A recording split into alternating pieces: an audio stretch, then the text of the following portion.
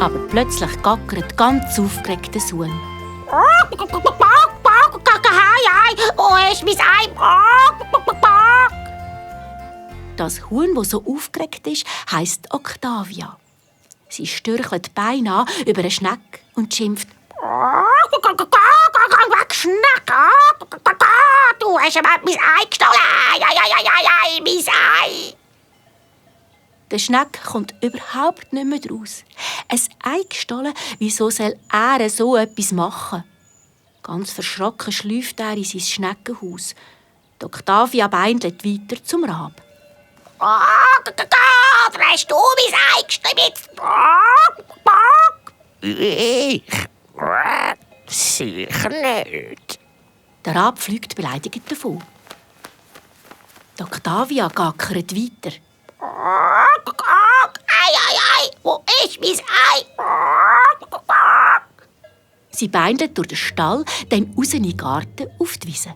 Und gibt keine Ruhe. Sie beschuldigt die Kuh, dann sieht sie im hohen Gras den Hase und auf dem Baum eine Katze und einen Spatz und immer wieder gackert sie. Mein Ei, wo ist mein Ei? Sie geht zum Teich. Vielleicht ist der Frosch.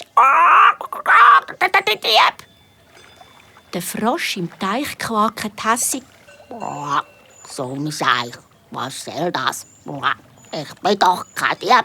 Und überhaupt, bis jetzt haben wir immer den Frieden gehabt.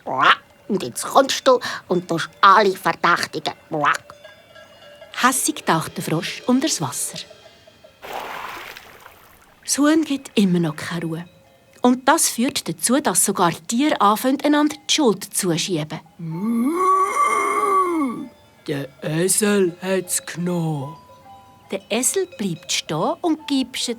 Der Hase hat das Ei. Es gibt ein Geschrei, ein Gestürm.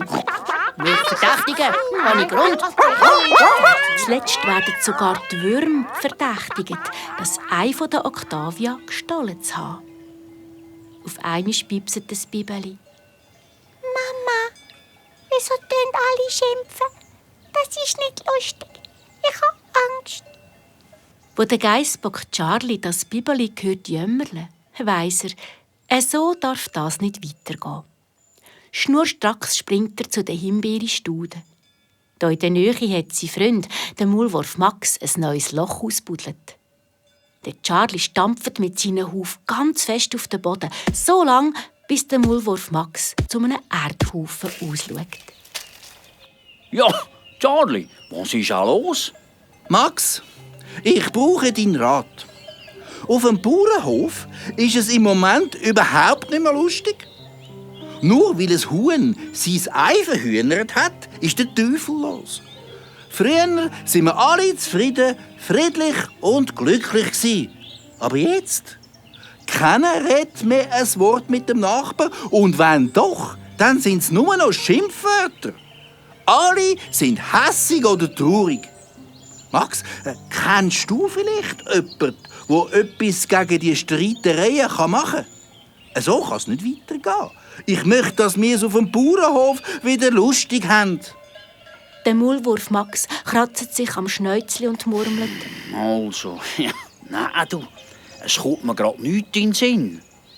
Beide sind ratlos, höckeln nebeneinander und denken ganz fest nach.